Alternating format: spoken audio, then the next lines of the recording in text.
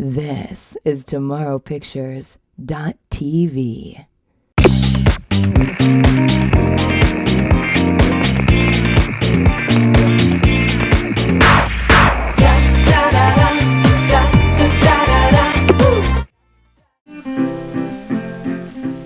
You better learn how to treat everybody, for you got to go down, got to go down.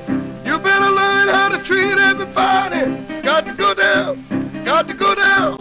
Ashes to ashes and dust to dust. Life you living won't do the trust. You better learn how to treat everybody, for you got to go down. I work at Fort Benning, Georgia, at a basic training battalion right now, and I just got back from Afghanistan. I've been back from Afghanistan now a year, but I've only been in one deployment for 11 months, 2 weeks, and 2 days. In Afghanistan, I was attached to a civil affairs battalion where we were in the Kunar province in Asadabad, Afghanistan, about 6 kilometers from the Pakistani border. And it was a civil affairs mission, so they were building schools and paving roads, chicken farms, to say the least, just things that would help support Providence in Afghanistan. So it was a provisional reconstruction team is what they called it. I've been in the Army now for 10 years. I joined the Army for a couple different reasons. One was I was young, and I guess like most guys, I needed a career, sense of purpose, and I think I always wanted to be a soldier. I always wanted to. It started with, when I was a young boy playing in the woods and playing war with the friends or whatever, and I think it just kind of graduated as I got older. And then when I got to the age where I could join the Army, I had been working odd jobs, and I needed something that would help me be able to support a family, and so I decided to join the Army. I love my country. I love America. I love what America's done for me, and so I decided to do my part, I guess. And I feel so lonesome. You have me when I'm on. And I feel so lonesome. You have me when I'm on.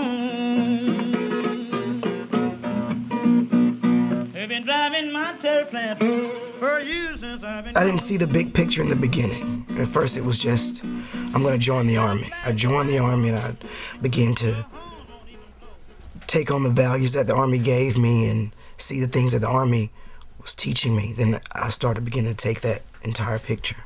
The one value that holds dear to me is duty. I think that people forget that we all have a duty and a purpose for the country, to help support the country. And I think that duty for me is what drives me every day. It helps me get up in the morning at 4:45 to go to PT. It drives me to be able to work when most people are at home sleeping. That's what drives me. That's what always has. And I think everyone has one of the values that may push them. It may be selfless service, which kind of ties in with duty, or loyalty, or respect, or integrity. All of those things are the values that the Army fosters in a brand new soldier, and we carry that throughout our careers, throughout our lives. I met Amy when I was 18. I think you were still 17 at the time. Mm-hmm. And we had both been out of school. It was the summer. Or was it the following year? It was summer time frame. Right, after graduation. We met through a mutual friend, and we fell in love off the bat. Yeah. And we've been together ever since. And she's been there for me through all the stuff that I've had to go through in the Army. Being away, coming and going, it can be very stressful on the family. Very stressful. When I joined the Army, I was 23 years old. It was a decision that he made. He spoke to me about it just to get my feeling on things. But, I've been supportive ever since the beginning through the whole thing, because I knew it would be a positive, change for our family. And at that time, it was just her and I. We had no children. Right. But the children came. As with most Army families, if you ever notice with the military family, we get married young and we have a lot of kids.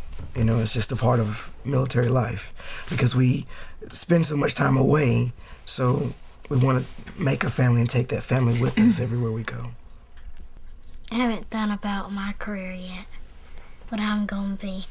Well, actually, I have thought of being the people who go out there and they'll show the people around the jungle, like a guide. I really don't know. He loves wildlife, Oh, animals, But no Army, right? creatures. yeah, No Army. not really. I'll do it so he doesn't have to. Yeah. She's our little 3-year-old. Can you say hello, Alex? Can you say hi? Let's see, every day I get up at about 5 o'clock and I go into PT, physical training, and I come back, have breakfast, change, personal hygiene stuff. Then I get you ready and take him to school. And then you take Alex. And then I get Alex ready.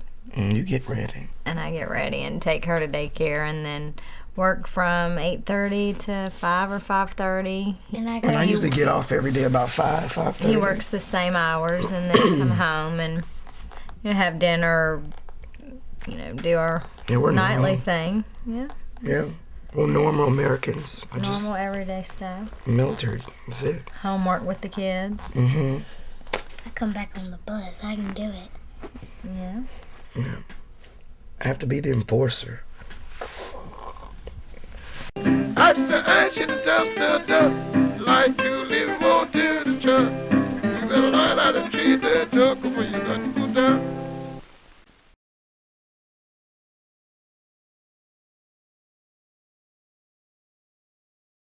In the heart of one of America's most progressive cities lies a community, poor in possession, rich in heritage, riddled with mystery, where generations of its deeply rooted people are clinging to traditional ways, struggling to survive. Georgia Public Television takes you inside this mysterious community. See the faces, the culture, the history of the land that time forgot, Cabbage Town.